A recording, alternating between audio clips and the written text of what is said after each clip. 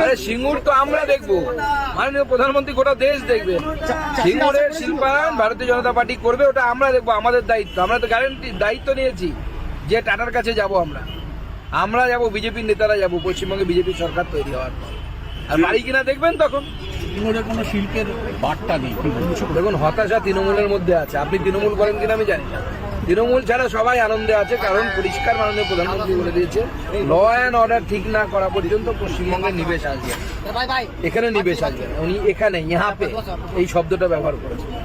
তো হিন্দি হয়তো অনেকে কম বোঝেন, সেটা অসুবিধা হতে পারে, কিন্তু তৃণমূল হতাশায় আছে। মোদীজির বক্তব্য আজকে পরিষ্কার, বিজেপির সরকার তৈরি হবে, ল অ্যান্ড অর্ডার ঠিক হবে এবং এখানে শিল্প।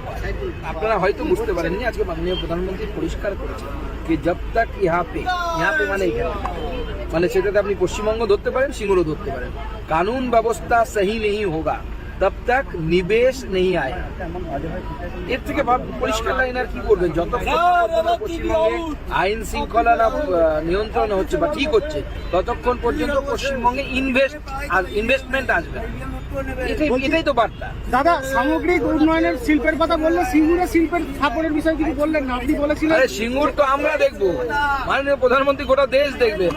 সিঙ্গুরের শিল্পায়ন ভারতীয় জনতা পার্টি করবে, ওটা আমরা দেখবো, আমাদের দায়িত্ব। আমরা তো গ্যারান্টি দায়িত্ব নিয়েছি যে টাটার কাছে যাব, আমরা যাব, বিজেপির নেতারা যাব, পশ্চিমবঙ্গে বিজেপি সরকার তৈরি হওয়ার পর। আর বাড়ি কিনা দেখবেন তখন।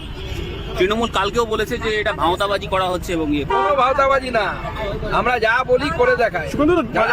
সুগন্ধ, এত মানুষ এসছে উদ্দীপনা নিয়ে যে প্রধানমন্ত্রীর বক্তব্য শুনতে, এবং মানুষ একদম আশাবাদী যে এখানে শিল্প হবে, সেই নিয়ে এসছে। 100% ছিল মাননীয় প্রধানমন্ত্রী বক্তব্য তো পরিষ্কার করে বলে।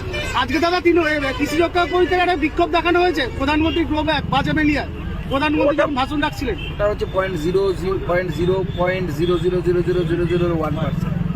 আরশোলা ছাড়পোকা সব গুনলে হবে নাকি?